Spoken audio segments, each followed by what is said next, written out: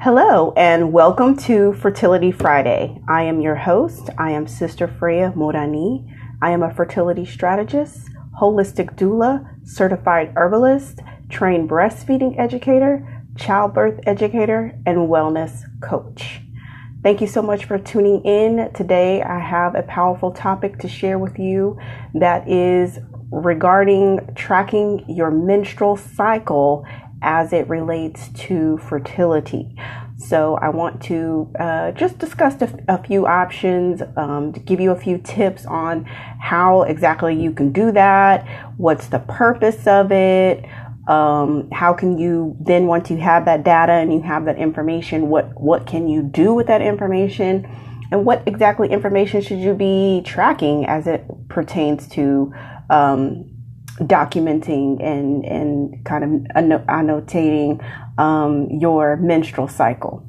So to begin, we'll just kind of center ourselves with a few deep breaths and meditate on the affirmation of today. The affirmation of today is the female reproductive system is the most regenerative organ system of the female body. The female reproductive system is the most regenerative organ system of the body. So that means you have grace. That means that you have opportunity to make things better for yourself if anything is going awry in your reproductive health. So today I kind of want to talk a little bit about the menstrual cycle. So the menstrual cycle is this cycle that women start right at puberty and something that we continue on into menopause when it stops. So you have the start, you go through your reproductive life, and then eventually you transition into a different type of cycle system. So with your mens, the most common is about 28 days, and that has a lot to do with the moon cycle, because the moon cycle is about 28 days and maybe like a quarter. So that's why, over time, your period comes, let's say the end of the month. For a long time, after a while, it's going to start coming towards the middle of the month, then it's going to start coming towards the beginning of the month, then it's going to be the end of the month again. So you're always kind of cycling in like that. And the reason why is because your menstrual cycle is not lined up with the months. Your menstrual cycle is lined up with a certain amount of days. So while it kind of correlates with the month, it's not the exact date of the month. So if your menstrual cycle, let's say you're on a 28-day cycle, so your cycle is going to come towards the end of the month for a while. But like I said, after a while, those days are going to start creeping down, and then you kind of start the cycle all over again. Your cycle can be less than 28 days. Your cycle can be 27 days. It could be 26 days. It could be 25 days. It can definitely be less time. Your cycle could be longer. It could be coming every 29 days, every 30 days, every 31 days. Generally, for health purposes, it's recommended that your cycle not come any sooner than 25 days and no longer than 35 days. And those dates kind of fluctuate based off the gynecologist or the female wellness practitioner that you're working with. But those are the general parameters. The reason why they say that is because if it's coming sooner than that, that can be an indicator that something's going on hormonally, something is going on that's making the cycle so short, or you would be considered irregular menstrual cycle. And the same thing when it starts to space out a lot. Sometimes women's menstruation cycle will space out as they get older and they get closer to menopause. But if you are, in your 20s and your cycle's coming every 35 or 40 days or every other month, that's an indication that something is going on. 9 times out of 10, it's something going on with your hormones. So that's something to take a look at. So let's just base it off of the normal of the average 28-day menstruation cycle. You have your time where your body builds up a uterine lining, and it builds up that uterine lining, and then you ovulate. Usually between the 12th and the 14th day of your menstrual cycle, you will ovulate. And that means your body releases an egg. It waits on fertilization. If no fertilization occurs, the egg it goes into the uterine lining, and it goes into the uterine cavity. It's not fertilized. There's no hormonal reactions. Your body says, oh, I'm not pregnant. And then you shed that menstrual lining. And then you menstruate from anywhere from 3 to 5 or 7 days. Now you can menstruate as little as 1 day. You can menstruate as long as 5 days. If you're menstruating longer than 5 days, that's another thing that we need to kind of look at and see, hey, what's going on? Why is your period so long? So let's just say you menstruate for 5 days, and then your body kind of, resumes again, and it starts the whole process over again. So that's just basically the way that you track it. So the first day of your menstrual cycle is the first day that you menstruate. So that's when you would start counting, like when you're counting the 28 days. So it's not like I had I started my my menstrual flow, and then 28 days passes, and then I start counting. So it's that first day that you menstruate that you would start counting.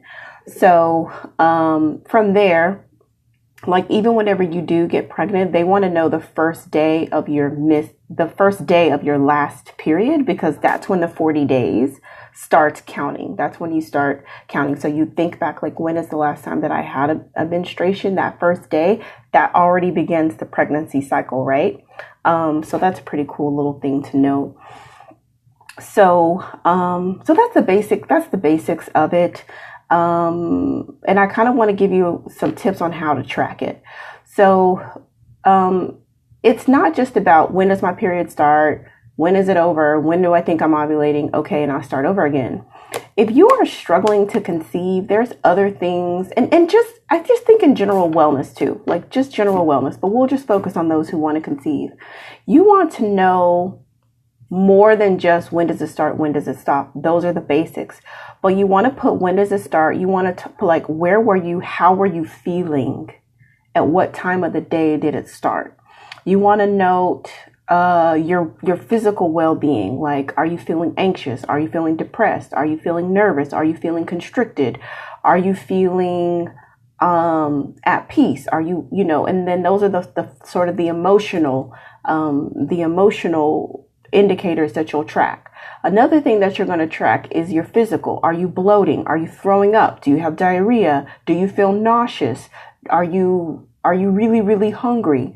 Do you not want food? Are you, how are you physically feeling? Do you have cramps? Where are your cramps? What is the intensity of the cramps? Between the scale of 0 and 10, go ahead and actually note where are you on the scale of pain as it pertains to cramping, bloating, and that kind of stuff.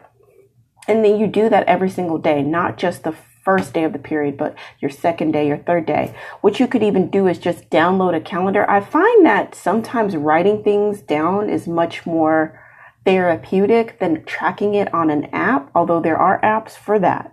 I find that writing it down is much more therapeutic, and especially helps you kind of move into a feminine space, because writing and expressing is much more feminine than typing in a computer, which is more masculine energy. So usually what happens is, if you are struggling to conceive, you need to bring that feminine energy into your life. So why not go ahead and start writing it down? Because you can put it in a journal or a notebook, something that's beautiful, something that uplifts you, something that inspires you, because you are taking control of your health. You're actually going to be tracking exactly what's going on. So you're doing that. And so let's say you track that for 5 days. You write exactly how you're feeling at different times of the day with your menstruation. And then you should notice a few days after you menstruate, you should notice your body is kind of like more aroused, that you're more open to, you're feeling more sensual. A few days after your mens is completely gone, you should notice a difference in your cervical mucus. You should know the exact moment when you ovulate, and you want to track that. Like, I feel like I'm ovulating now. Now I'm feeling more beautiful. Now I'm feeling this. Now I'm feeling that. You're going to actually write that down and actually write exactly how you're feeling overall. And then you're going to write down when you ovulate. You're going to write down what you feel. If you are actively trying to conceive, you'll write down when you're making love and what all happened with this. You know, you don't have to get too detailed, but you want to kind of track, like, if you did, if there was, I don't want YouTube to like ban me, so I'm not going to go too into depth on that. But you want to kind of like write down the details of exactly what happened with your session with your husband or life partner. And then from there, you want to continue to track. So that way you'll know, like, did you conceive conception? Did you not? Are you ramping up for another period? Now, this time after ovulation, a few days after ovulation, which would be a few days before you start to menstruate again, this is where you get the PMS, that premenstrual syndrome, because after your body realizes, hey, I'm not pregnant, your progesterone levels are going to plummet and your estrogen levels are going to plummet. So that way your body will say, hey, I don't have any pregnancy hormones. I need to menstruate. So that drop in hormones is what's going to trigger your body to release that egg and shed the uterine lining. So that hormonal shift can be very, like, it can really, really affect women. So you want to be ready for this. And so that's why it's good to kind of track so you know when it's coming. You don't want to overbook your schedule. You don't want to be doing anything too stressful, anything too strenuous. If you've struggled with depression in the past, if you've struggled with anxiety in the past, you know this is going to be a time where, okay, I know this is coming. I need to increase my water. I need to make sure my nutrition is on point. I need to do the things that are going to be stabilizing to me, that are going to be nourishing to me. If I can say no to something, I need to say no. If you can take a day to just like chill and rest, then you can do it. In fact, I've been aspiring to do that myself forever. Like, I need to just give myself permission to take a day on that day to just sit in the house and just rest. Like, I just think that as women, there's so much going on inside of us that sometimes needs an introverted approach to it. It needs you to go in, and it's a time of reflection. It's a time of looking at everything that you have going on and literally and physically, like metaphorically speaking and actually speaking, release everything that is not serving you. It is that time. And so sometimes where we get problems with the PMS is that we do not submit to that process. We do not honor this time as women, and we just fight through it like we're men. Like, we're just supposed to be out there raw, like all the time, like on point all the time. And it's like all things feminine are really frowned upon in this society, like resting. Listening is a feminine trait. Just shut up and listen. That's feminine. Respecting others, listening to others, having compassion, listening to yourself, honoring yourself, taking a break, protecting your energy, having boundaries. All that is feminine energy that you have to honor that process. And if you are struggling to conceive, this is feedback for you. Where am I in the paradigm? Like, am I operating from my femininity? Am I operating from a feminine space? Or am I always a warrior? Am I always fighting? Am I always scratching and surviving? Am I always hustling? Do I have the motto of I'll sleep when I'm dead? You know, I'll rest when I'm in the coffin. That kind of stuff is a very masculine energy, which is the antithesis of conception. Conception is about submission. It's about receiving. It's about listening. It's about going within. It's about divine processes, and it's about releasing control. It's the ultimate act of releasing control, because after you do what you do, it's in God's hands. It's in God's hands. Pardon me, y'all.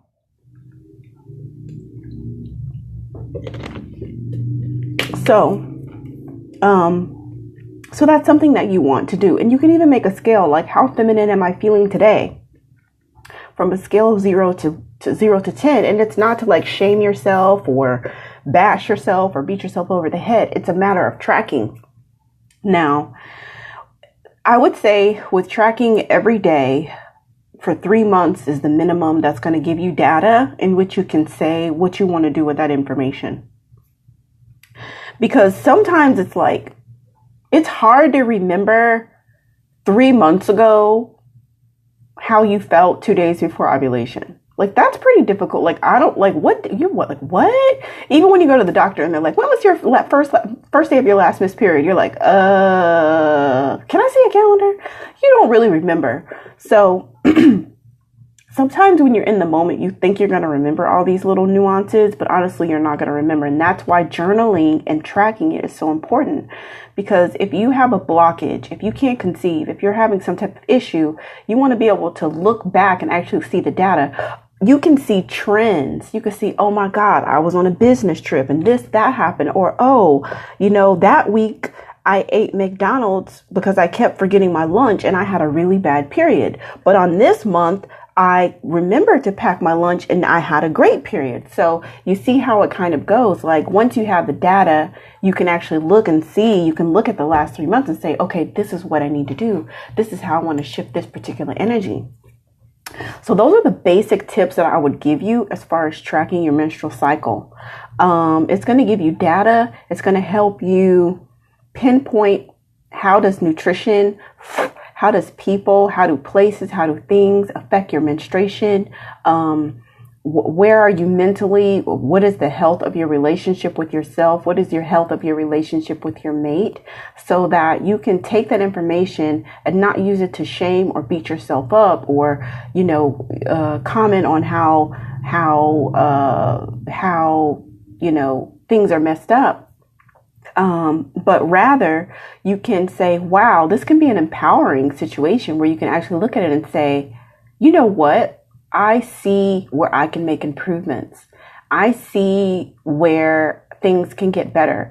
So if you have that and you keep tracking that and you finally do go to a fertility doctor or you do go to a wellness person or you do go to an herbalist or an acupuncturist, you can bring that journal in with you and they too can look at it and give you additional feedback about your day-to-day and some different tweaks and things that you can do to improve your whole menstruation. Because it's not just about, willy-nilly and then, I ovulate, now I'll pay attention and then I'll just go back to not paying attention. The entire cycle process matters. Women, we are cyclical. And I think that when we submit to that and we honor that we're cyclical beings, it's very beautiful. Like, every beautiful thing in life has cycles, like it's spring, it's winter, it's winter, it's spring, it's summer, it's fall, and it goes in a cycle. Like, every living thing, every living organism has a cycle. Even men have cycles, but we'll save that for another live. But, the woman's cycle, which is connected to the moon, which is connected to the tide, which is connected to energy in the world, is like what makes the world go round. It's it's the vibration of the world. And so you as a woman, as a cyclical being, you have that impact on your household. You are the core energy of the household. So your health will determine the health of your family. It also determines the health of your bloodline. So if you take the time to track your menstrual cycle and on a mental, spiritual, and physical level for the purposes of procreation and fertility, but also it's about creating anything positive. It's about creating anything positive. Because I know I have viewers who are not necessarily trying to get pregnant, although the majority of my community, my viewers, are in the childbearing age and are actively trying. If you want to create anything positive in your life, you need to be in control of your menstrual cycle. You need to be aware of what's going on in your body. You'd be amazed at how many women won't even look down there and see what's going on. They won't look down there. They'd rather somebody else do it. They'd rather somebody else look down there and see what's going on. They're just so disconnected from themselves and they don't want to take the responsibility and the stewardship of their own vessel of life. That vessel of life that can create anything positive in your life. a child, a business, a, a miracle, anything. You have it in you. That black womb matter is a blank slate of divine creation. And that's how powerful you are as a woman in any stage of your life, of any stage in life. That is the power that you possess. That is the power that you possess. So you can begin to harness that and deepen your awareness by tracking your menstrual cycle. And I am a fan of writing things down as opposed to tracking it in an app. I think that it's much more powerful if you get you a nice notebook that's beautiful, something that when you look at it, it makes you smile. And I know this may seem very arbitrary, but a nice pen, like go out and buy like a beautiful pen that writes well, not some cheapo pen that you got for free at some health fair or something, but like a nice scribing pen that you look at it and you're like, ooh, I can't wait to use that pen. And ooh, this notebook is so beautiful. You know, it's precious and sacred. And I like to look at it and I like to write in it, and it uplifts my spirits because, you know, especially like for me, I'm a Taurus, so I know I like nice things. I like to look at beautiful things. And so I just think, why not? If you can look at something beautiful, that's going to inspire you. That'll just be more motivation to do it. So I'm going to close out this video, but I am going to hang around for YouTube and for Instagram questions. But for this recorded video, I'm going to close it out. I thank you so much for joining me. This has been Fertility Fridays with Sister Freya, and today we covered tracking your menstruation and the benefits of that, how to do it, when to do it, and some of the very basics. We went over that today. If you need help with this, if you want more information, definitely send me a message, DM me, or visit me at rootmama.co, and I would be happy to assist you further. Thank you so much. And just so that you know a little bit about RootMama, RootMama is a Afrocentric wellness company dedicated to helping you grow a healthy family. We do that with natural fertility strategy, with pregnancy services, with doula support, with childbirth education, breastfeeding education, and postnatal care. So I thank you for joining me, and I look forward to continuing this conversation in the DM and by email. Peace and love.